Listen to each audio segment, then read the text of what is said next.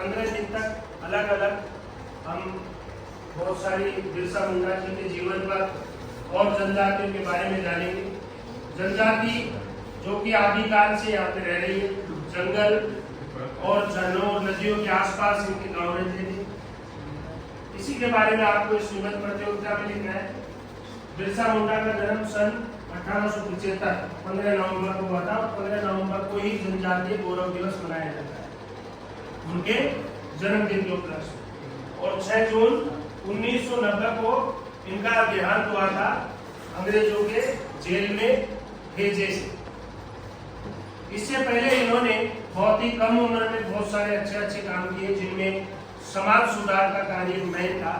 इन्होंने आदिवासियों में समाज सुधार के लिए चोरी करना, झूठ बोलने वाले को, हत्याएं करने वाले के लिए बड़े कड़े नियम बनाए, उनकी रोकथाम के लिए बहुत सारे प्रयास किए और पूरे कबीले को एक साथ करके और इन्होंने इन चीजों से कबीले में एक नई दिशा दी। एक धर्म की भी स्थापना की इन्होंने, बिरसाइत धर्म। और बिरसाइत धर्म में वैष्णव धर्म से वो प्रेरित था। वैष्णव धर्म को मानकर उसी से प्रेरित होकर इन्होंने एक नया धर्म बनाया।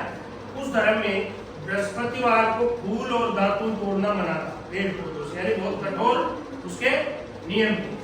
और इसके अलावा इनके माता पिता सुगना मुंडा और कर्मी हाथू थे, जिन्होंने इनको बचपन में जर्मन स्कूल में इनकी पहली पढ़ाई लिखाई करवाई।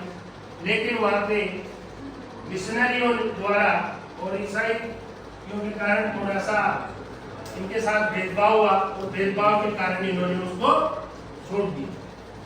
बिरसा मुंडा ने एक आंदोलन किया जिसका नाम था उल गुलान आंदोलन, जो कि अंग्रेजों के खिलाफ थी।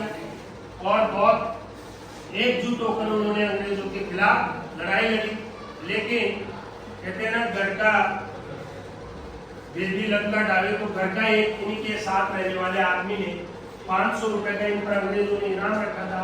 उस इनाम को पाने के चक्कर में इन्होंने इनकी खुफिया जानकारी दे दी कि अभी वो वहां पर है। तो उन्होंने अंग्रेजों ने जाकर उसको वहां से दबोच कर जेल में डाल दिया और फिर 6 जून 1990 को इनकी मृत्यु। तो बहुत ही कम उम्र में 25 साल की आयु में इतनी बड़ी उपलब्धि इन्होंने प्राप्त की। इनको पृथ्वी का पिता भी कहा जाता है।